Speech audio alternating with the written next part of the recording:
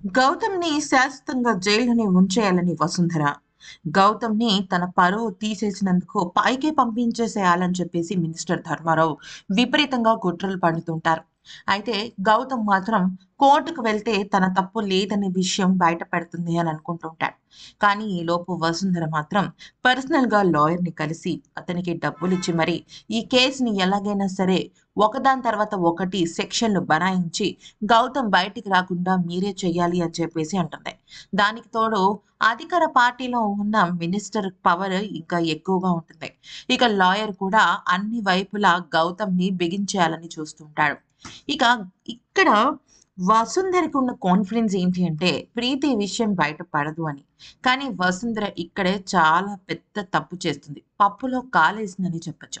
అయితే కోర్టుకి హాజరుపరిచిన గౌతమ్‌కి బెయిల్ ఇవ్వడం కుదరదని, తప్పు తనే చేశాడన్న విషయాన్ని ఇక్కడ కోర్టు వాళ్ళు అంగీకరించడం జరుగుతుంది.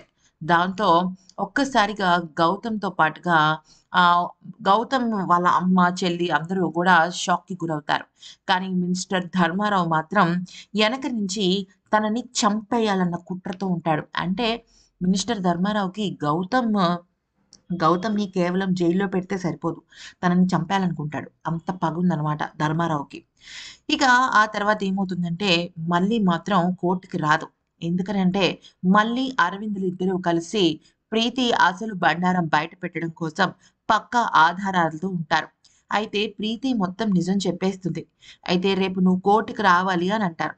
కానీ ప్రీతి తన ఇంట్లో రాత్రికి రాత్రి పరారైపోతుందనమాట. దాంతో ప్రీతిని పట్టుకోవడం కోసం ఒకవైపు అరవింద్, ఇంకొక వైపు మళ్ళీ వెతుకుతూ ఉంటారు. అయితే ప్రీతి ఏమో వసుంధరకి ఫోన్ చేస్తే వసుంధర చంపేస్తుందని భయపడిపోయి ఎవరికీ కనిపించకుండా పారిపోతుంది. ఆఖరిగా కోర్టు తీర్పిచ్చే సమయంలో మల్లికి చాలా పెద్ద కష్టం వచ్చేస్తుందనమాట.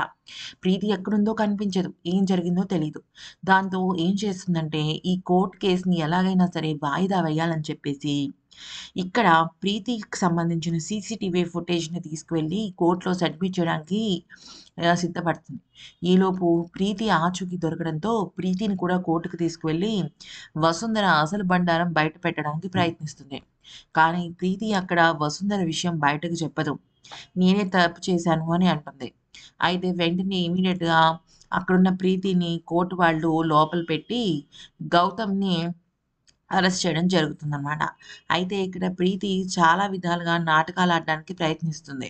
కానీ అక్కడ ఆ సిట్యుయేషన్‌లో గౌతమ్ ఉండడు కాబట్టి ప్రీతి ఆ కేస్‌ని అంటే తను చేసిన తప్పుని గౌతమ్ మీదకి కానీ, లేకపోతే మల్లి మీదకా, అరవింద్ మీదకా తోసేద్దాం అనుకున్నా కూడా పప్పులు ఉడకలేదు. దానికి తోడు తన కాల్ హిస్టరీలో కూడా వసుంధర ఉంటుంది కదా! అందుకని ఇక ఇప్పుడు వసుంధర అడ్డంగా బుక్ అయిపోయినట్టే. ఇక గౌతమ్ వాళ్ళ అమ్మ ఇద్దరు కూడా మల్లి మీద పడి ఏడుస్తూ ఉంటారు కదా! మల్లి వల్లే ఇదంతా జరిగిందని. ఇప్పుడు ఆ మల్లియే గౌతమ్‌ని కాపాడుతుంది జైలు నుంచి కోర్ట్‌కి వెళ్ళకుండా ప్రీతి బండారాన్ని బయటపెట్టి. ఏ అరవింద్ మల్లిల మీదైతే గౌతమ్ రుసరుసలాడుతూ వాళ్ళ మీద పగ తీర్చుకోవాలనుకుంటాడో, అదే మల్లి, అరవింద్‌లిద్దరూ కూడా వసుంధర బండారం బయటపెట్టి, ప్రీతి చేసిన తప్పుని మొత్తం బయటపెట్టి గౌతమ్‌ని కాపాడేలాగా చేస్తారు. మరి ఈ వీడియో గనుక నచ్చితే లైక్ చేసి సబ్స్క్రైబ్ చేసేసుకోండి.